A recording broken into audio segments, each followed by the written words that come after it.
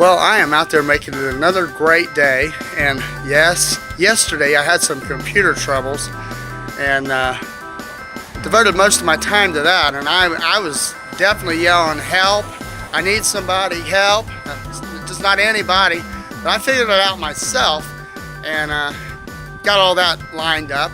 And so today I decided I would go on this little magical mystery tour over here in Dunedin, Florida, to a little free spot. Everybody likes free.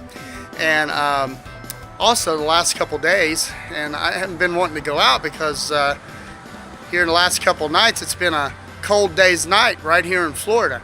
But today we are going to go on a little magical mystery tour, a free Beatles Museum, and that's coming at you right now.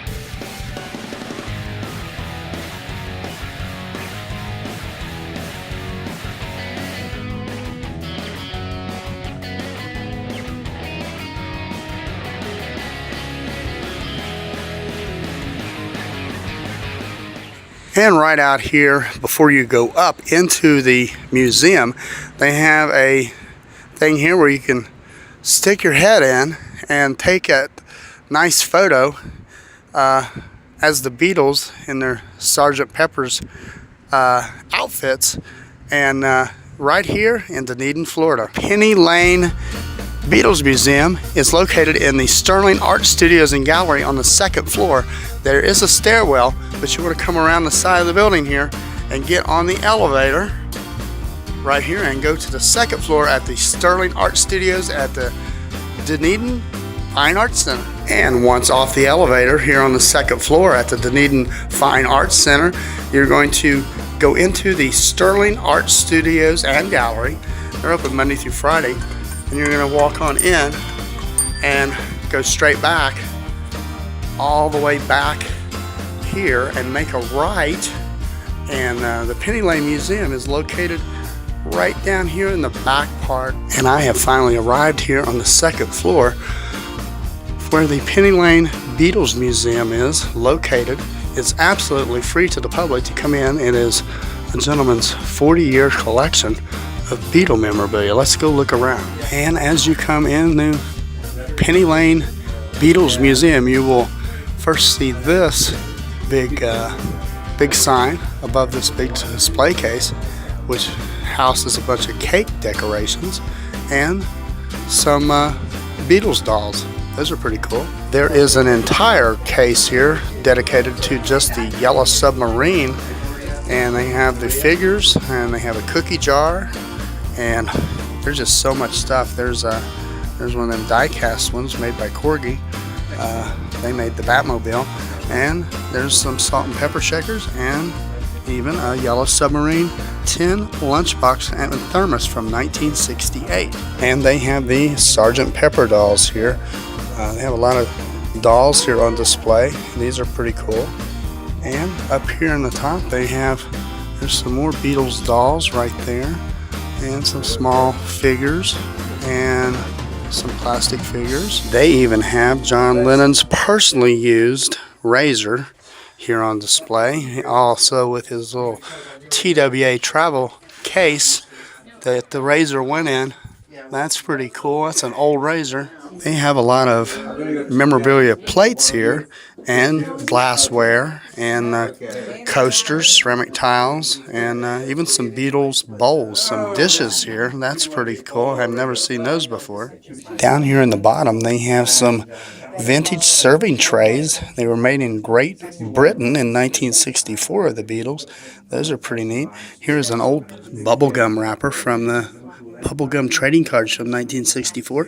And over here, these things are called a disco case, and you put 45 records in those. They have a yellow one and a blue one, and that was made in 1966. My name is Colin Bissett. I'm the curator of Penny Lane, the Beatles Museum here in downtown Dunedin. I was brought up in Liverpool and went to school with Rory Best, who was Pete Best's brother, the first drummer. So we used to go and see them quite regularly at the Cavern Club and in the Casbah in West Derby Village in Liverpool. This was done in 1961. It's a very rare poster obviously from Liverpool, and it's advertising the fact that the Beatles are playing in New Brighton. And as you see, it's got Rory Storm and the Hurricanes, who were number 2 on the bill, and this is where Ringo Starr came from. Rory Storm, whose real name was Alan Caldwell, was my swim coach team person at grammar school. And we got to know everybody in the Beatles. I went to school down here with Pete Best's brother, Rory Best. And coming along here, you'll see that from the Mersey Beat, which was the local newspaper in Liverpool at the time, and this has Pete, who, as you notice, doesn't have his hair cut the same as the others. He was a bit of a rebel in that, and also he wasn't such a terribly good drummer as John Lennon and several other people can attest to. And this is them being interviewed at the Cavern Club. And the cavern consisted of 3 big arches, well, hardly big by today's standard, but here's one arch here, and there was another one to the right and another one to the left. So my budget was 10 shillings a week to go and see the Beatles, and we used to go downtown, and it was 6pence on the bus, 6pence there, 6pence back, 2 and 6 to get in, and 1 and 3pence each for a pint of brown and bitter. So there was another 2 and 6pence, all adding up to about 10 shillings. When you went to the cavern, you'd very rarely pick up girls, because we had no cars and we had to rely on the fact of going home by bus. So one of the first questions you'd ask a girl is, where do you live? And hopefully they'd say in the same bus route as you, i.e. in West Derby. This is outside the Cavern Club when they just got back from Hamburg in Germany, where they used to play for a couple of years in the early 60s.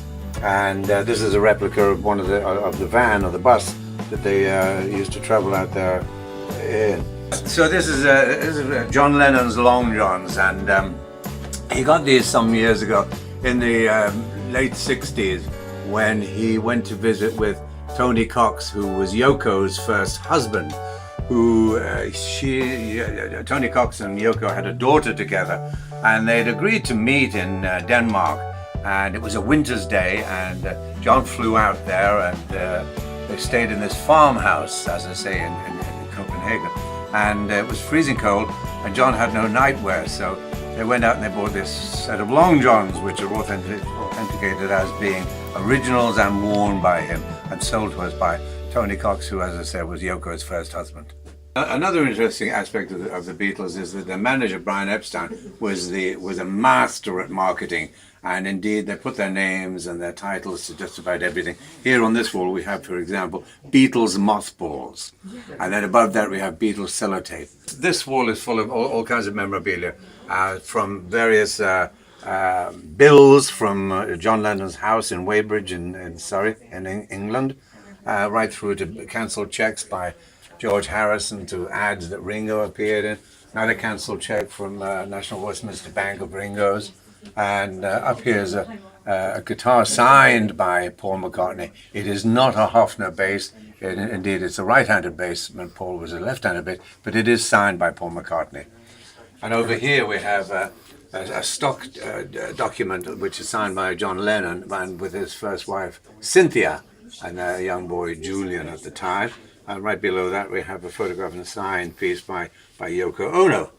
When visitors come, guests come and visit up with us, oftentimes they'll pose in these Sgt. Pepper outfits, which we take and we put on our Facebook. Lots of famous people have been in there, from George Harrison, John, and Ringo. These glasses here, the sunglasses, which are the non-prescription sunglasses worn by John Lennon.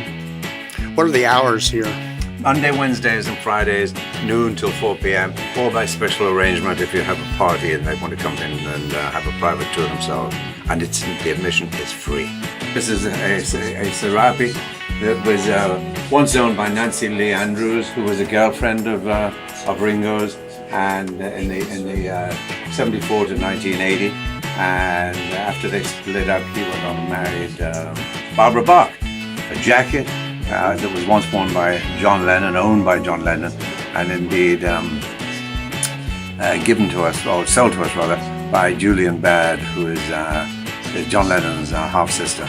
All these memorabilia in here, anything from alarm clocks to salt and pepper shakers to talcum powder and hairspray, to bubble bath, to 3-ring binders, just about anything and everything that you could market and they could put their name to and make money.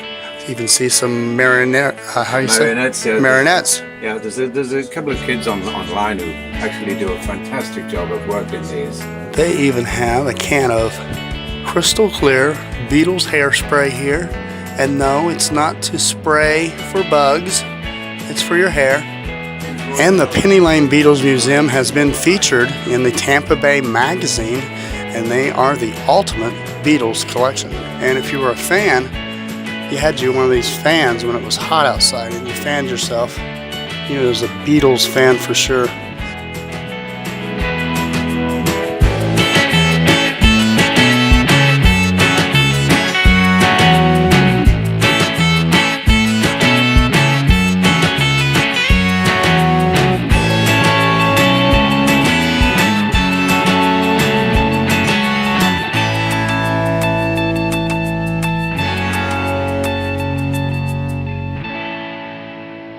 Well, from the clock behind me, it does seem like it's that time again to end another video.